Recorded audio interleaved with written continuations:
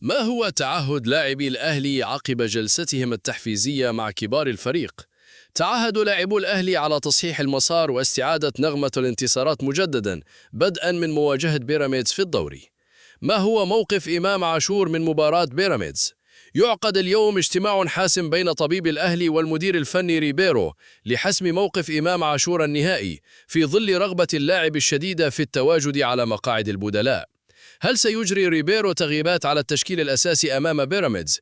يدرس ريبيرو بجدية استبعاد تريزيجيه أو أشرف بن شرقي من التشكيل الأساسي والدفع بطاهر محمد طاهر في الجناح الأيمن بسبب عدم قدرة تريزيجيه على اللعب في هذا المركز ورغبة المدرب في وجود لاعب يؤدي واجبات دفاعية قوية. ما هو قرار لجنة الحكام بشأن حكم مباراة الأهلي وبيراميدز؟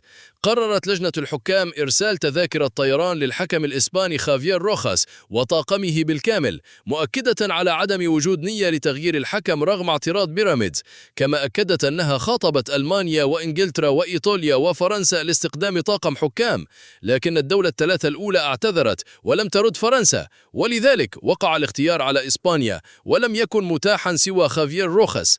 ما هو قرار رابطة الأندية في حالة انسحاب بيراميدز من المباراة؟ قررت رابطة الأندية تطبيق لائحة العقوبات على بيراميدز وخصم 3 نقاط من رصيده فورا واعتباره مهزوما إذا نفذ تهديده ورفض خوض مواجهة الأهلي. كيف يتعامل لاعب الأهلي مع الأنباء التي تثار حول المباراة؟ أكد محمد يوسف المدير الرياضي للأهلي للاعبين على ضرورة عدم الاهتمام بما يثار عن إمكانية عدم لعب بيراميدز للمباراة والتركيز في الاستعداد بشكل جيد للمواجهة التي ستقام بشكل طبيعي، مؤكدا أن المنافس يحاول استغلال اسم الحكم لتشتيتهم. ما هو وضع كريم فؤاد وكوكا بشأن تجديد العقد؟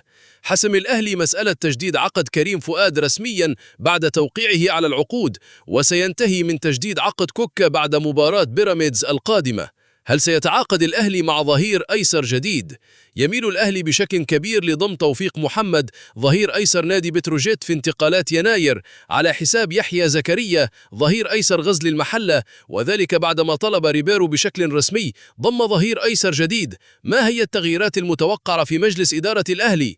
هناك مقترح في النادي بزيادة عدد أعضاء مجلس الإدارة إلى 14 عضوا بدلا من 12 عضوا لرغبة الكابتن محمود الخطيب في ضم سيد عبد الحفيظ وأكثر من شخص آخر. هل يفكر الأهلي في إعادة موسيماني؟ نفى الأهلي كل ما يثار حول التفكير في إعادة موسيماني لقيادة الفريق مجددا حال رحيل ريبيرو. ما هو موقف محمد عبد المنعم من العودة إلى الأهلي؟ أكد أحمد شبير في تصريحات إذاعية أنه جمع حديثا مؤخرا مع محمد عبد المنعم، واللاعب أكد له أن الأهلي بيته وإذا عاد مصر يوما ما فسيكون للأهلي فقط، لكنه مكمل في الفترة القادمة في الاحتراف الأوروبي ويعمل حاليا على التعافي في قطر للعودة للمشاركة. ما هو مصير عضوية هناء حمزة في النادي الأهلي؟ حصلت هناء حمزة على حكم قضائي بإلغاء قرار شطب عضويتها من النادي الأهلي من قبل مجلس الإدارة، وقرر الأهلي الطعن على الحكم. هل كان هناك اتفاق على انتقال أسامة فيصل للأهلي؟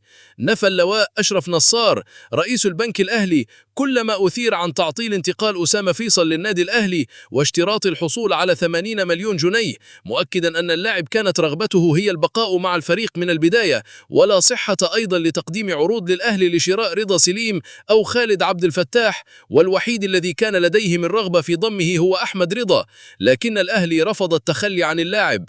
ما هو سبب الخلافات بين أحمد شبير ومسؤول في الأهلي؟ الخلافات المتزايدة بين أحمد شبير وأحد مسؤولي الأهلي مؤخرا. تقرب شبير من الرحيل عن قناة النادي وعودته مجددا إلى أون تايم سبورت في ظل تجدد عرض المتحدة.